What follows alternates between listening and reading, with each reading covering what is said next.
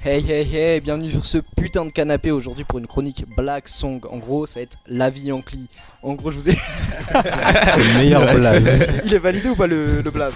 Ouais, en vrai, c'est bien. Parce que je vous ai pas demandé avant, je l'ai lancé comme ça. C'était pas La Vie Yankee de Tur. La Vie Yankee, comme ça, tout le monde peut le faire. Ah, ok. Et du coup, aujourd'hui, on va vous parler de Zola et son dernier album.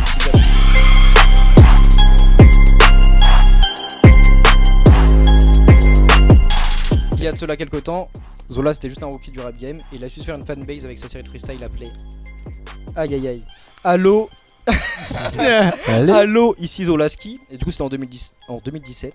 Après il a développé sa carrière un peu avec des gros sons comme Ecstasy, Ouais Ouais et Bernard Tapie. C'est un peu les sons qui l'ont fait péter et connaître du grand titre. Je sais pas si vous avez écouté, je sais RFK il a écouté Ecstasy tout à l'heure. Ouais, tu me l'as fait écouter, c'était vraiment sympa. Mais c'est lui qui a fait Bernard Tapie. Bernard Tapie, Tapie. moi. Ouais, c'est lui qui a fait Bernard Tapie, tout ce qui est Bernard Tapie. C'est son fils. Non, mais... En plus je crois il est jeune hein, Zola il doit avoir je crois Je serais l'archi jeune. ouais il est plus jeune que nous en plus. Ouais, voilà. Ah ouais? Ouais. Ah oui. Moi je vais vous donner mon avis directement. Moi j'ai toujours aimé un peu la vibe de Zola, son délire, ses flows. Et en fait j'attendais vraiment son album, même s'il a sorti le même jour que PNL. Et mes attentes c'était clair. En fait je pensais que l'album Cicatrice ça allait être un album avec genre 3-4 gros bangers que j'allais kiffer. Et que le reste allait vraiment pas m'intéresser tu vois. Genre je pensais qu'il allait rester dans son style, qu'il allait rien se... Ah ouais? Et qu'il allait parler de rien de trucs qui vont me choquer tu vois. Genre en mode il allait rester Zola tu vois. Okay. En fait j'étais grave surpris par cet album. En fait il a tenté des flows très nouveaux, il a aussi lancé des sons plus calmes comme Club et Cicatrice qui sont dans l'album, un peu à la Nino, genre on l'attendait plus sur un côté énervé tu vois, et il s'est imposé sur un côté plus calme. Et c'est quelque chose qui m'a un peu... ça m'a un peu choqué tu vois, genre j'étais fier de ça, j'ai bien kiffé. Et du coup, Cicatrice, le son, honnêtement, c'est un son un peu calme et tout, et c'est un délire, hein. Genre le refrain il est insane, le son il est un peu planant, il y a genre un truc qui s'est presque jamais fait tu vois.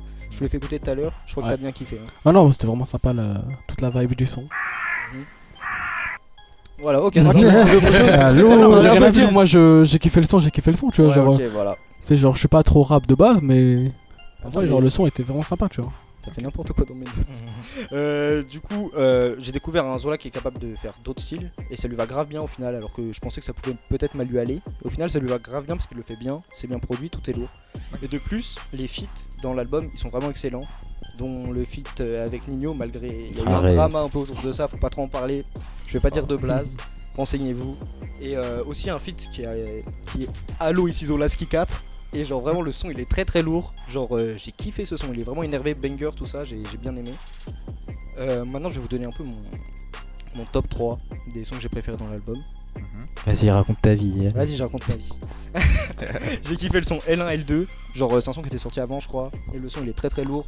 Petit code de triche GTA, c'est vraiment très carré. Ah, c'est là, ouais. Tu l'as écouté? Ouais, celle-là elle est lourde. Elle est vraiment lourde. J'ai kiffé Astro Boy parce que Astro Boy je kiffe. En plus le manga et le son il est lourd, il y a un vrai bail. C'est turn up et tout, c'est vraiment lourd. Et je valide fort, même si c'est son terrain de prédilection, tu vois. Genre en mode c'est ce qu'il sait faire, mais c'était vraiment... Enfin, il le fait trop bien, genre il est très très chaud. Et j'étais choqué par le son Cicatrice, comme j'ai dit précédemment, vibe un peu chill et tout. Je pensais pas qu'il savait faire ça. Et voilà, et du coup aujourd'hui je vais vous poser une question. Parce qu'en fait Zola il a eu un problème un peu dans la sortie de son album.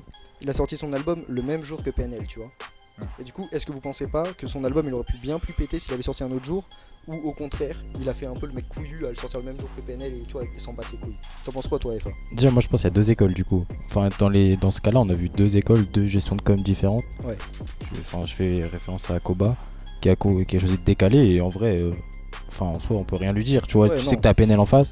Après je pense que tu vois Zola c'est pas tirer une balle dans le pied parce que genre ok PNL c'est lourd mais PNL ça fait aucun média. Ouais c'est vrai j'avoue. Donc tous les médias en soi il y a Zola il est passé dans beaucoup d'interviews je crois j'ai vu, tu vois, il a fait des bails. Donc niveau com ça allait tu vois. Après c'est sûr que quand tu sors un album le même jour que PNL c'est tendu, tout le monde va écouter PNL avant Watt, je pense, tu vois. Non c'est sûr. Mais après je pense qu'il a fait un album carré. Et justement c'est ça, si là il sorti un album claqué ce serait passé direct à la trappe, tu vois. Là il a sorti un vrai album, il a posé ses couilles, il savait qu'il avait bien taffé. Donc en soi non, bien joué à lui en vrai. Moi je pense vraiment qu'il a porté ses couilles, genre en mode qu'il était en mode il y a PNL et je m'en bats les couilles. Je vais rester comme j'ai dit, je vois pas pourquoi il me ferait peur tu vois. Et en vrai je trouve que c'est vraiment un bon geste. Vous en pensez quoi de ça? Vous pensez que c'est chaud pour lui ou vous pensez qu'il a bien fait? Qu'est-ce que vous en pensez à propos de ça? Moi je pense que en termes de com, c'est un peu chaud pour lui quand même. Ouais. Mais en vrai, on a quand même écouté son album. Genre, C'est du coup, il est pas passé inaperçu. Genre, les gens ils vont justement après aller le revoir, puisqu'on va leur dire, genre, du bouche à oreille, genre, ouais, il était lourd l'album de Zola. Ouais. Du coup, je pense que c'est un coup qui a marché, mais qui va plus prendre de temps que l'effet PNL, tu vois, qui a été plus instant. Dans une semaine aussi, gros. Platine en 5 jours, genre. Et vous avez quelque chose à dire tous les deux ou pas sur le sujet? Ouais, je vais te dire, bah après, c'est du tout ou rien, tu vois. En mode, Ouais, c'est vrai. Même s'il le sort. Enfin, je pense pas que.